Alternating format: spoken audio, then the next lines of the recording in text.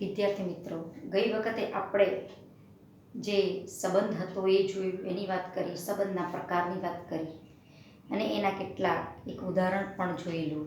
હવે બીજા કેટલાક ઉદાહરણ જોઈએ કે આપેલા સંબંધ એ કયા પ્રકારનો છે, સ્વવાચક, સંમિત કે પરંપરિત છે, એની વાત કરવાની છે.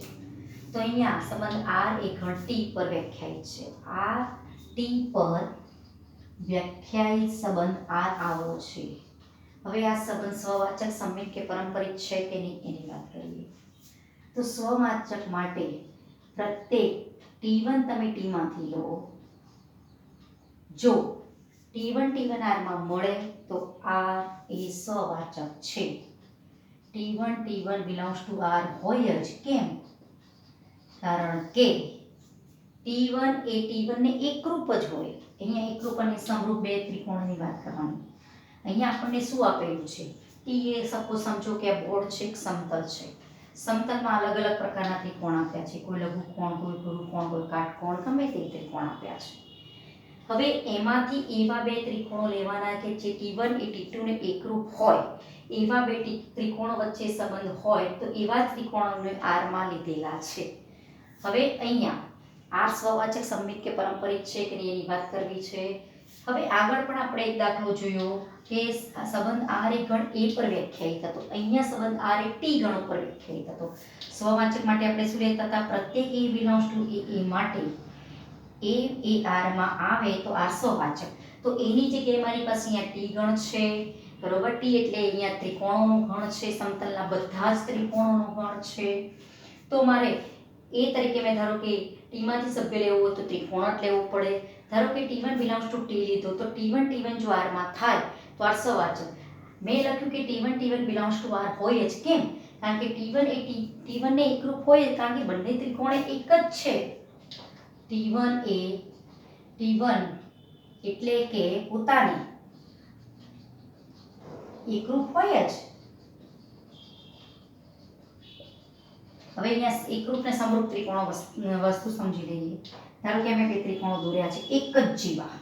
આ એક તો આ એક, આ બે તો બે, આ ત્રણ તો 3 સેન્ટીમીટર, એવા ત્રિકોણો દોર્યા છે. આ ત્રિકોણો કહેવાય એકરૂપ. પણ જ્યારે આ ત્રિકોણો તો આવા બે ત્રિકોણો દેખાય એક જેવા પણ બાજુઓનો ગુણોત્તર જોવા જઈએ તો આ 1:2, 2:4, 3:6, 3/6 આ બાજુનો ગુણોત્તર સપ્રમાણમાં છે. જો બધું 1/2 છે. એટલે કોઈ પણ ત્રિકોણ માટે જો બાજુઓનો ગુણોત્તર સમાન મળે તો તમે કહી શકો કે આ ત્રિકોણો સમરૂપ છે. આ સમરૂપ કહેવાય. અહીંયા આપણે કેવા બે ત્રિકોણો વચ્ચે સંબંધ છે કે જે બે ત્રિકોણો સમતલના છે પણ કેવા હોય? એકરૂપ હોય. હવે હું એમ કહું કે ટી1 બિલોંગ્સ ટુ ટી માટે ટી1 પોતે આરમાં હોય જ, કારણ કે ટી1 એ પોતાને તો એકરૂપ હોય જ, પોતાને એકરૂપ હોય જ, માટે આર સ્વવાચક છે. પછી વ્યાખ્યા બીજી શું હતી સંમિત માટે? પ્રત્યેક એબી બિલોંગ્સ ટુ એ માટે એબી આરમાં હોય તો જો બી એ આરમાં મળે તો આર સંમિત કહેવાય. બરોબર. તો પ્રત્યેક એબી તરીકે અહીંયા ટીમાંથી ઘટકો લેવાના હોવાથી ટી1 ટી2 લીધા ટીમાં અને ટી1 ટી2 મેં આરમાં લીધા એબી તરીકે ટી1 ટી2 છે. તો જો ટી2 ટી1 પણ આરમાં આવે, એબી આરમાં, બી એ આરમાં, તો આર સંમિત. ટી1 ટી2 આરમાં છે, જો ટી2 ટી1 પણ આરમાં આવી જાય તો આર સંમિત કહેવાય. ટી1 ટી2 ક્રમયુક્ત જોડ આરમાં છે એનો મતલબ કે ટી1 એ ટી2 ને એકરૂપ છે. બરાબર. તો હું એમ કહું કે ટી1 એ ટી2 જેવો દેખાય છે, તેમ ન બોલાય કે ટી2 અને ટી1 પણ એક જેવા છે, એકરૂપ છે. ટી2 એ ટી1 ને એકરૂપ કહેવાય. માટે ટી2 ટી1 પણ આરમાં આવે, માટે આર સંમિત છે. સ્વવાચક છે, સંમિત છે, એટલું સાબિત થયું. પરંપરિત માટે જોઈએ. પરંપરિતની વ્યાખ્યા શું હતી? પ્રત્યેક એબીસી બિલોંગ્સ ટુ એ માટે એબી બિલોંગ્સ ટુ આર અને બીસી પણ જો આરમાં હોય અને જો એસી આરમાં સાબિત કરી દો તો આર પરંપરિત સંબંધ છે. ગણ એ પરનો એમ કહેવાય. આ જ વસ્તુ અહીંયા એ તરીકે મારી પાસે ટી ગણ છે. તો ટી1 ટી2 ને ટી3 ટીમાંથી લઉં. T one T two belongs to R, T two T three belongs to R અને જો ટી1 ટી3 આરમાં આવે સાબિત કરી શકીએ તો આર એ પરંપરિત છે એમ કહેવાય. પ્રત્યેક T1 T2 T3 belongs to T માટે T1 T2 belongs to R અને T2 T3 belongs to R. હવે એમ કહું છું કે T1 T2 belongs to R એનો મતલબ કે T1 એ T2 ને એકરૂપ છે અને T2 T3 belongs to R એનો મતલબ કે T2 એ T3 ને એકરૂપ છે. હવે એમ કહું કે આ T1 આ T2 અને આ T3 T1 T2 અને T3 હું એમ કહું કે T1 એ T2 ને એકરૂપ છે અને એમ કહું કે T2 એ T3 જેવો લાગે છે તેનો મતલબ કે T1 અને T3 પણ એકરૂપ જ થાય. તો માટે T1 એ T3 ને એકરૂપ થાય. જો T1 એ T3 ને એકરૂપ થાય તો T1 T3 પણ R માં હોય. T1 T3 belongs to R. T1 T2 R માં લીધા, T2 T3 R માં લીધા અને T1 T3 R માં બતાવ્યા માટે R પરંપરિત છે. સ્વવાચક છે, સંમિત છે અને પરંપરિત છે માટે R સામ્ય સંબંધ તમે અહીંયા R ને કહી શકો.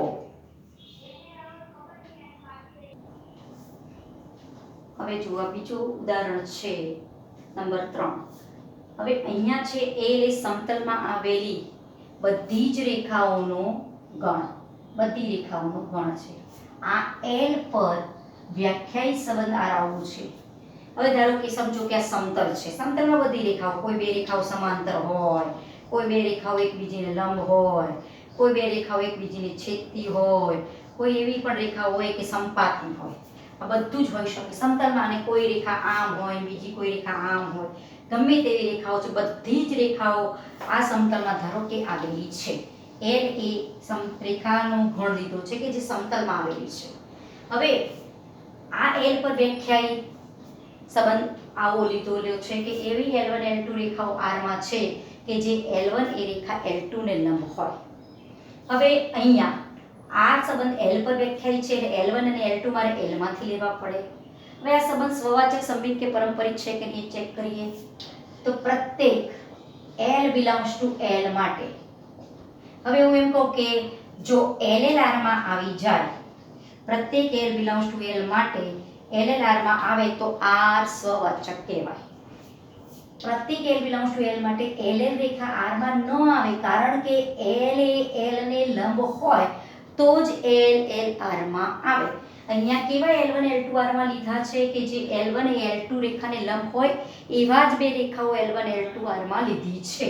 હવે અહીંયા જોઈએ કે L જો L માંથી લઉં તો LL ક્યારેય R માં ન આવે કારણ કે રેખા L પોતે પોતાને લંબ ન જ હોય, પોતે પોતાને લંબ ન જ હોય એટલે LL ક્યારેય ના, કારણ પોતે જ રેખા, ધારો કે આ રેખા દોરી L એ પોતે પોતાને કઈ રીતે લંબ હોઈ શકે? જો L એ L ને લંબ હોય તો જ LL R માં આવે, પણ L એ પોતે પોતાને લંબ ન જ હોય માટે LL R માં આવે નહીં. માટે R સ્વવાચક નથી. પછી સંમિત છે કે નહીં ચેક કરીએ. પ્રત્યેક LM belongs to L. પ્રત્યેક AB belongs to A માટે AB belongs to R, LM belongs to R. આના ઉપરથી LM જો R માં છે તો L એ M ને લંબ રેખા છે એમ કહેવાય. આનો મતલબ કે આ L જે રેખા છે એ M ને લંબ છે. જો L એ M ને લંબ હોય તો આમ પણ બોલાય ને કે M એ L ને લંબ છે માટે M એ L ને લંબ રેખા થાય. હવે L એ M ને લંબ રેખા હોય તો M એ L ને પણ લંબ રેખા થાય માટે ML પણ તમારો R માં આવે માટે R સંમિત છે. હવે સ્વવાચક નથી, સંમિત છે, પરંતુ પરંપરિતની પણ વાત અહીંયા કરી લઈએ. પરંપરિત માટે પ્રત્યેક ABC belongs to L માટે એટલે અહીંયા LMN belongs to L માટે LM R માં લીધા અને MN R માં લઈએ છીએ. જો LN R માં આવે તો આ સંબંધ પરંપરિત કહેવાય. LM R માં છે, LM R માં છે એનો મતલબ કે L એ M ને લંબ રેખા છે અને MN R માં છે એનો મતલબ M એ રેખા N ને લંબ છે. રેખા M એ રેખા N ને લંબ છે. હવે હું એમ કહું કે L એ M ને લંબ છે પછી એમ કહું કે m એ n ને લંબ છે તો l અને n એ લંબ ન કહેવાય, એકબીજાની સમાંતર થાય. તો આના ઉપરથી એમ કહી શકો કે l એ n ને લંબ ન થાય. બરોબર. જો l એ રેખા n ને લંબ ન હોય તો ln r માં આવે નહીં. માટે ln does not belongs to r. માટે r પરંપરિત નથી. AB belongs to r, BC belongs to r ને જો AC r માં આવે તો પરંપરિત. ABC તરીકે મેં LMN લીધા છે. કેમ? કારણ કે L કેવું છે? રેખાઓનો ગણ છે, એટલે મારે રેખાઓનો સિમ્બોલ L ગણમાંથી લેવો પડે. LMN તરીકે આપણે રેખાઓને દર્શાવીએ છીએ.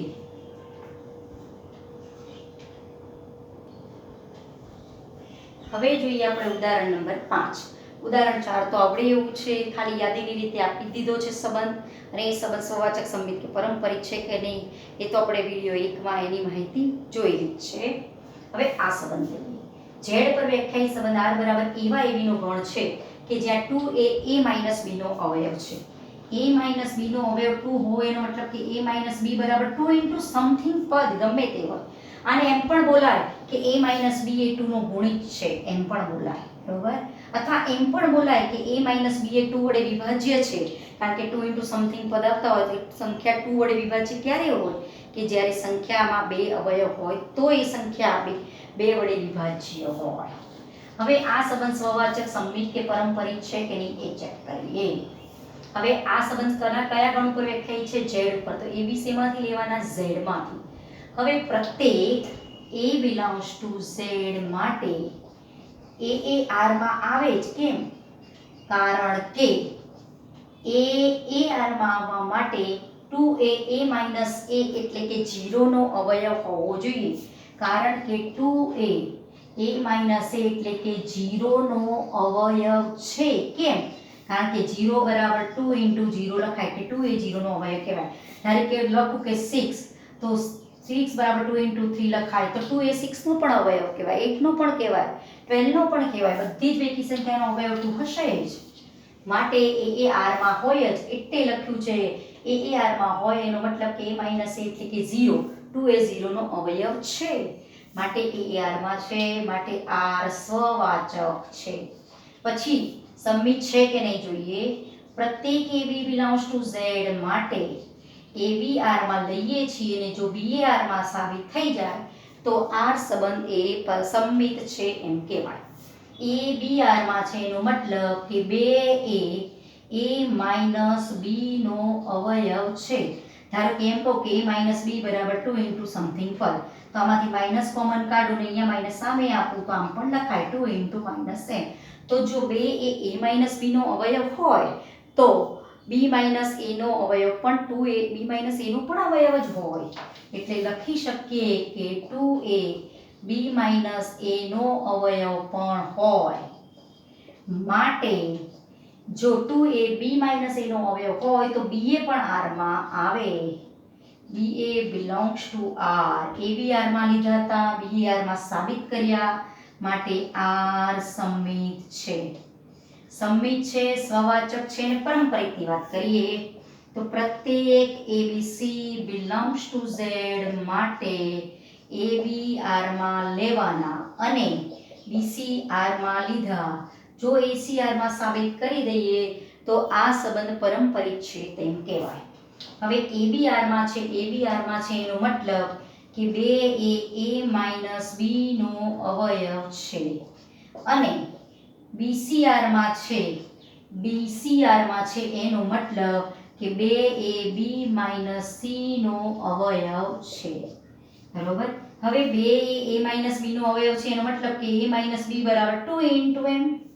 કારણ કે 2 જો a b નો અવયવ હોય તો a b બરાબર 2 into સમથિંગ પદ લખાય. અને 2 એ b c નો પણ અવયવ છે તો b c બરાબર 2 into n સમથિંગ પદ, જ્યાં mn belongs to z. કારણ કે આ બધા ઘટકો આપણે z માંથી લીધા છે. હવે જો હું a c 2 A a c નો પણ જો અવયવ બતાવી દઉં તો acr માં આવે. હવે a c બરાબર આમ લખાય a b plus b c. a b એટલે 2m, b c એટલે 2m. 2 કોમન કાઢો એટલે 2 into m plus n. એટલે શું સાબિત થયું? a c બરાબર 2 into સમથિંગ પદ. માટે કહી શકો કે 2a a c નો અવયવ છે. માટે AC belongs to R. 2a a c નો અવયવ છે એટલે AC belongs to R. માટે R પરંપરિત છે. હવે આ સંબંધ સ્વવાચક પણ છે, સંમિત પણ છે અને પરંપરિત પણ છે. માટે આ સંબંધને સામ્ય સંબંધ કહી શકો. ધારો કે આની જગ્યાએ 3a b નો અવયવ છે તો એ સામ્ય થાય, 4a b તો પણ સામ્ય થાય. એટલે આ ટાઈપનો દાખલો તમને ગમે તે રીતે પૂછી શકે. આની જગ્યાએ એમ પણ પૂછે કે 2a b નો ગુણિત છે તો એ ચાલે, અથવા a b એ 2 વડે વિભાજ્ય છે એવું પૂછે તો આ જ મેથડ થઈ કે આ દાખલા માટે. હવે આપણે જોયું અત્યાર સુધી કે ઘણા સંબંધો સ્વવાચક હતા, નહોતા, સંમિત હતા, નહોતા, પરંપરિત હતા, કેટલાક નહોતા પણ જે સંબંધ સ્વવાચક, સંમિત અને પરંપરિત ત્રણેય હોય તો આવા સંબંધને તમે સામ્ય સંબંધ કહો છો. અને જો કોઈ સામ્ય સંબંધ મળતો હોય તો તમે એના ઉપર વ્યાખ્યાયિત સામ્ય વર્ગો પણ શોધી શકો. હવે વાત કરીએ આપણે સામ્ય વર્ગોની.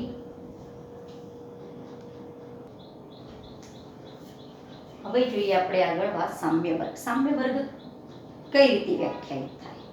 જો R એ ગણ A પરનો સામ્ય સંબંધ હોય, કોઈ સંબંધ સામ્ય હોય તો જ એના સામ્ય વર્ગ મળે. અને સંબંધ સામ્ય વર્ગ કોને કહેવાય? કે જ્યારે સંબંધ સ્વવાચક, સંમિત, પરંપરિત ત્રણેય હોય તો સામ્ય કહેવાય.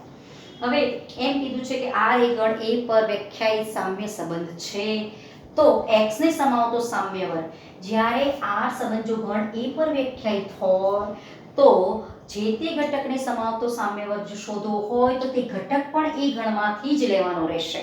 તો x belongs to A તો x ને સમાવતો સામ્ય વર્ગ એટલે સામ્ય વર્ગ x બરાબર એવા y belongs to A નો ગણ કે આ y rx થાય.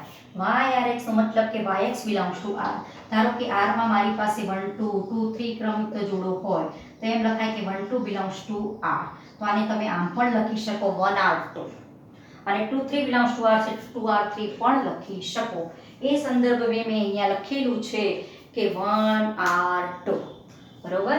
અને અહીંયા લખ્યું છે yrx એટલે yxr. હવે આ થઈ x ને સમાવતા સામ્ય વર્ગની. અને બીજા અર્થમાં જો આને કહીએ તો yrx એટલે y રિલેટેડ ટુ x. કોનો ગણ છે? y નો ગણ કે જેનો x સાથે સંબંધ છે. y રિલેટેડ ટુ x એનો મતલબ કે એવા y નો ગણ છે કે જેનો x સાથે સંબંધ છે. તમારે કોઈ 1 સાથે સંબંધ ધરાવતા વર્ગની વાત કરવી હોય તો x તરીકે તમારે 1 લેવાનો. 0 સાથે સંબંધ ધરાવતા વર્ગની વાત કરવી હોય તો તમારે x તરીકે 0 લેવાનો. આ શું બતાવે છે? y રિલેટેડ ટુ x એટલે એવા y નો ગણ છે કે જેનો x સાથે સંબંધ છે. ધારો કે આપણા પડોશી સાથે સંબંધ હોય તો જે આપણા પડોશી હોય એનો ગણ બનાવો એના સાથે આપણો સંબંધ કહેવાય. એ રીતની આ વાત છે બરોબર. હવે સામ્ય વર્ગ કઈ રીતે વ્યાખ્યાયિત થાય એ જોઈએ. આપણે આગળનો જ દાખલો લઈએ. એ સામ્ય સંબંધ હતો કારણ કે એ સ્વવાચક પણ હતો, સંમિત પણ હતો અને પરંપરિત પણ હતો. એટલે એના ગણ પર વ્યાખ્યાયિત આપણે સામ્ય વર્ગો વ્યાખ્યાયિત કરી શકીએ એટલા માટે આગળનું ઉદાહરણ લઈએ છીએ. મેં આગળ લીધેલો હતો કે ફોર એક્ઝામ્પલ z પર વ્યાખ્યાયિત સંબંધ R બરાબર એવા AB નો ગણ હતો કે જ્યાં a b નો અવયવ છે. અથવા આને આમ પણ લખાય એવા AB નો ગણ કે જ્યાં a b એ 2 નો ગુણિત છે. આમ પણ લખો તો એ ચાલે. હવે આ સંબંધ આપણે જોયું કે સામ્ય હતો કારણ કે સ્વવાચક, સંમિત અને પરંપરિત ત્રણેય હતો એટલે સામ્ય સંબંધ કહેવાય. તો કોઈ સામ્ય સંબંધ હોય તો જ એના ઉપર તમે વ્યાખ્યાયિત સામ્ય વર્ગો શોધી શકો, નહીતર નહીં. હવે આ સંબંધ કયા ઉપર વ્યાખ્યાયિત છે? z ઉપર. તો z માંથી અહીંયા આ સંબંધ કોના ઉપર વ્યાખ્યાયિત હતો? a માંથી. તો x મેં શેમાંથી લીધો? a માંથી. તો આ સંબંધ કયા ગણ ઉપર વ્યાખ્યાયિત છે? z પર. તો z માંથી અલગ અલગ ઘટકો લઈ એના રિલેટેડ તમે સામ્ય વર્ગો શોધી શકો. ધારો કે હું એમ કહું કે x તરીકે 0 લઉં તો 0 ને સમાવતો સામ્ય વર્ગ. x તરીકે મેં 0 લીધો તો y belongs to z એની જગ્યાએ મારી પાસે z છે. yr0 x તરીકે 0 છે.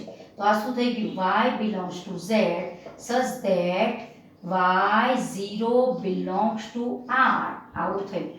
y0 belongs to r એનો મતલબ કે એવા y નો ગણ છે કે જેનો 0 સાથે સંબંધ છે.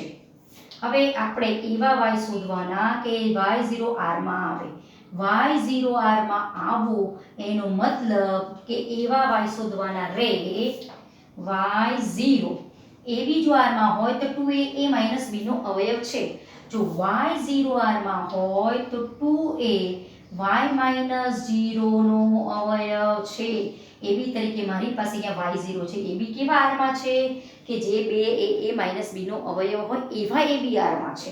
તો અહીંયા y0 r માં છે. તો જે સંબંધ હોય એના રિલેટેડ તમારે આ વસ્તુ લખવાની થશે. બે એ y 0 નો અવયવ છે એનો મતલબ કે એવા y belongs to z કે બે એ y નો અવયવ છે. હવે y તરીકે કેવી સંખ્યાઓ લઉં તો તમે અહીંયા લખી શકો. ધારો કે y તરીકે હું 0 લઉં. 0 z માંથી લેવાય કારણ કે 2 એ 0 નો અવયવ છે. કારણ કે 0 બરાબર 2 * 0 લખાય તો 2 એ 0 નો અવયવ છે. પછી 2 પણ લખાય કારણ કે 2 બરાબર 2 * 1 એટલે 2 નો અવયવ છે. 4 6 8 10 પછી y તરીકે -2 પણ લખાય કારણ કે -2 એટલે 2 * -1 તો 2 પણ -2 નો અવયવ છે. -4 પણ લખાય -6 -8 એવી રીતે પણ લખી શકો. આગળને કહીએ આપણે 0 ને સમાવતો સામ્ય વર્ગ. એટલે એવા ઘટકો મારે શોધવા છે કે જેનો 0 સાથે સંબંધ છે એવા ઘટકો મેં અહીંયા લખેલા છે. એ જ રીતે તમે 1 સાથે સંબંધ હોય એવા ઘટકો લખવા હોય તો અહીંયા 0 ની જગ્યાએ શું આવશે? 1 આવશે. y belongs to z such that y1 belongs to r. હવે y1 belongs to r એનો મતલબ કે એવા y1 belongs to r તો 2 એ y - 1 નો અવયવ છે. 2 એ y - 1 નો અવયવ છે. એવા y આપણા ગણમાં આવે તો y તરીકે તમે 1 લઈ શકો કારણ કે 1 - 1 એટલે 0 0 બે 0 નો અવયવ છે. 3 લઈ શકો પછી 5 લઈ શકો.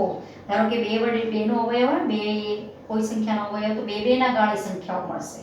7 9 ડેશ ડેશ ડેશ. પછી અહીંયા -1 લો -1 y તરીકે -1 લો -1 -2 2 એ -2 નો અવયવ છે. -3 લો -3 -1 એટલે -4 y તરીકે -3 લીધા. y નો ગણ છે આ રહ્યો. -5 એ બધા જ તમે ઘટકો અહીંયા લઈ શકો. તો 1 સાથે સંબંધ હોય એવા ઘટકો આટલા આવે. એ જ રીતે તમે 2 સાથે સંબંધ હોય એવા ઘટકો પણ શોધી શકો.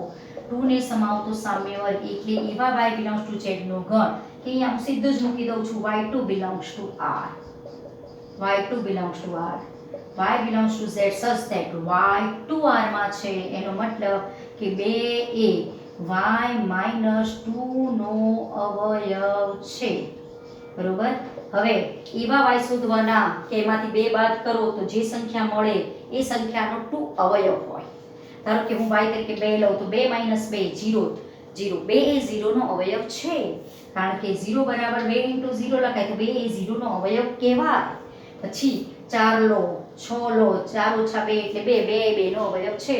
6 - 2 એટલે 4 4 એ 2 4 નો અવયવ પણ છે. 2 4 6 8 લઈ શકો. પછી 0 પણ મુકાય. 0 - 2 એટલે -2 તો 2 એ -2 નો પણ અવયવ છે. 2 એ -2 નો અવયવ કહેવાય. એ જ રીતે તમે લઈ શકો -2 -2 એટલે -4 તો -4 નો પણ 2 અવયવ છે. -4 -6 -4 -2 એટલે -6 એ y તરીકે મેં અહીંયા -4 લીધા. આ બધા ઘટકો આમાં આવશે. હવે તમે અહીંયા જોઈ શકો છો. જુઓ 0 સાથે સંબંધ હોય એવો સામ્ય વર્ગ, 1 સાથે સંબંધ હોય એવો અને 2 સાથે સંબંધ હોય એવો આ સામ્ય વર્ગ. આ બધાનો યોગ કરો તો જુઓ 0 1 2 3 4 5 6 7 બધા જ ઘટકો તમને અહીંયા મળશે. અહીંયા તમને 0 અને 2 રિપીટ થાય છે. જો 0 અને 2 ના રિપીટ થયા પછી તમે જોશો ને કે 1 અને 3 ના રિપીટ થશે. એક 3 ને સમાવતો સામ્ય વર્ગ શોધી. આ બે તો સરખા જ મળે છે. હજુ આપણે યોગ ઝેડ કહી શકીશું નહીં. હજુ આપણે 3 ને સમાવતો સામ્ય વર્ગ પણ જોઈ લઈએ. તો 3 ને સમાવતો સામ્ય વર્ગ સીધું જ લખું છું. એવા y belongs to z નો ગણ y3 belongs to r એનો મતલબ કે 2 એ y - 3 નો અવયવ છે. એનો ગણ થયો. તો y તરીકે 3 લેવાય કારણ કે 3 - 3 એટલે 0. પછી તમે અહીંયા 0 પણ લઈ શકો. 0 - 3 લેવાય ના લેવાય? બે અવયવ એનું હોવા માટે ના ચાલે. 3 લેવાય. 3 - 3 એટલે 0. 2 0 નો અવયવ છે. પછી તમે 5 લઈ શકો, 5 ઓછા 3 એટલે 2, 2 નો અવયવ છે. પછી 7 લઈ શકો, 7 ઓછા 3 એટલે 4, 2 4 નો અવયવ છે. એ જ રીતે 1 લઈ શકો, 1 માઇનસ 3 એટલે -2 એટલે 2 એ -2 નો અવયવ છે. પછી તમે -1 લઈ શકો, -1 -3 -4 તો -4 2 એ -4 નો પણ અવયવ છે. -3 લઈ શકો, -3 એટલે -6 2 એ -6 નો પણ અવયવ છે. તમે જુઓ 1 અને 3 આ સરખા મળ્યા, 1 ને સમાવતો સામ્ય વર્ગ અને 3 ને સમાવતો સામ્ય વર્ગ સરખો, 0 અને 2 ને સમાવતો સામ્ય વર્ગ સરખો મળ્યો. હવે જો આગળ વાત કરશો ને તો આવું બનશે, 0 2 4 એ બધા સરખા મળશે. -2 ને સમાવતો સામ્ય વર્ગ કરશો તો એ પણ આગળ -4 એ રીતે, +4 એ રીતે મળશે. 1 3 ને સમાવતો સામ્ય વર્ગ, 5 ને સમાવતો સામ્ય વર્ગ આ બધા સરખા મળશે. અને આગળ જુઓ ને તો 2 ના ગાળે -1 ને સમાવતો સામ્ય વર્ગ, -3 ને સમાવતો સામ્ય વર્ગ આ બધા સરખા મળશે. બરોબર? તો તમે આ બંનેનો ખાલી યોગ કરો ને, આ બંનેનો જો 0 1 2 3 4 5 આ બેનો યોગ કરો ને તો આખો તમારો z મળે. પછી તમે આ બંનેનો છેદ કરવો તો તમને 5 મળે. બરોબર? આખો z કવર થાય. જો અહીંયા મેં 3a b નો અવયવ લીધો હોત તો 0 1 અને 2 એ ત્રણેયનો યોગ કરો તો z મળત, અને 0 1 ને અને 2 ને સમાવતા સામ્ય વર્ગનો છેદ 5 મળત, અને એ પણ 3 3 ને ગાળે જે સામ્ય વર્ગો છે એ સરખા મળે. એટલે તમે આને આમ લખી શકો કે 0 સાથે સંબંધ ધરાવતા સામ્ય વર્ગ લખવો હોય તો એને 2r લખી શકો, જ્યાં r belongs to z. ધારો કે r તરીકે 0 લો તો 0, r તરીકે 1 લો તો 2, 2 લો તો 4, 4 લો તો 6 એ બધા મળે, અને r તરીકે -1 લો તો અહીં પણ મળે. અને એ જ રીતે આને આમ પણ લખી શકો 2r - 1, જ્યાં r belongs to z. r1 લો તો 2 - 1 1, r2 લો તો 4 - 1 3, 3 લો તો 6 ઓછા 1 5, -1 લો r તરીકે -1 તો -1 અને -2 -1 તો -3 એ બધા સામ્ય વર્ગો સરખા છે. r તરીકે 0 લો તો -1 થાય. આ બધું જ સરખું થાય. એટલે આને જો ટૂંકમાં લખવું હોય તો પૂર્ણાંક ભાગ 2r - 1 લખાય, આને લખવું હોય તો પૂર્ણાંક ભાગ 2r તમે લખી શકો. આ હતી સામ્ય વર્ગની માહિતી. તમે એ જ રીતે a - b એવા ab એવા r એવા ab નો ગણ છે કે 3a - b નો અવયવ છે, તો સેમ મેથડથી તમે આવો દાખલો પણ તમને ચોપડીમાં આપેલો છે જ. એ પણ તમે આ જ મેથડથી કરી શકો. ત્યાં તમને આવું મળશે 0 1 અને 2 ને સમાવતા સામ્ય વર્ગનો યોગ z થશે, અને ત્રણેયનો છેદ તમને 5 મળશે. આ રીતે સ્વાધ્યાય 1.1 પહેલાનું આટલું કામ હતું કે જે ઉદાહરણ આધારિત હતું, અને એ બધા જ આ બે જ કોન્સેપ્ટનો ઉપયોગ છે. સામ્ય વર્ગ અને સંબંધના પ્રકાર એ આધારિત જ દાખલા સ્વાધ્યાય 1.1 માં છે.